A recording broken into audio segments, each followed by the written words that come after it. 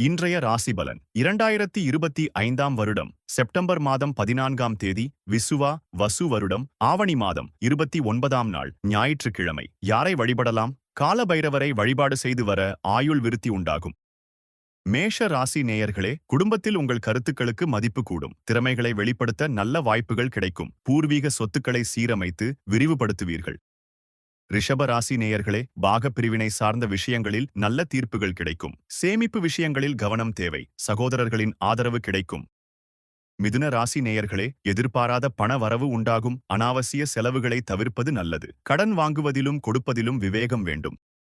கடகராசி நேயர்களே, மனதில் தேவையற்ற குழப்பங்கள் ஏற்படக்கூடும். புதிய அணுகுமுறையால் வியாபாரத்தில் லாபம் உண்டாகும். நண்பர்களின் உதவி கிடைக்கும். சிம்ம ராசி நேயர்களே, புதிய முயற்சிகளில் நிதானமாகச் செயல்படவும் கணவன் மனைவிக்குள் விட்டுக் கொடுத்துச் செல்வது நல்லது. தாய்மாமன் வழியில் உதவிகள் கிடைக்கும். கன்னிராசி நேயர்களே, குடும்ப உறுப்பினர்களிடையே புரிதல் அதிகரிக்கும். ஆரோக்கியம் தொடர்பான பிரச்சனைகள் கட்டுப்பாட்டுக்குள் வரும். அலுவலகத்தில் முயற்சிக்கு ஏற்ப மாற்றங்கள் உண்டாகும். துலாராசி நேயர்களே, பேச்சில் நிதானம் தேவை. கணவன் மனைவிக்குள் சிறு விவாதங்கள் வரலாம். உத்தியோகத்தில் எதிர்பாராத மாற்றங்கள் உண்டாகும்.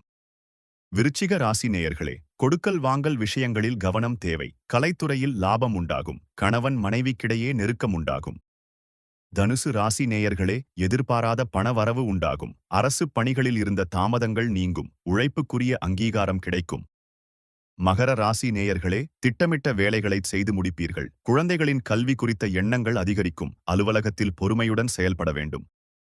கும்ப ராசி நேயர்களே, நண்பர்கள் மூலம் ஒத்துழைப்பு கிடைக்கும். தாயாரின் ஆரோக்கியத்தில் கவனம் தேவை. பயணங்களில் நிதானம் அவசியம்.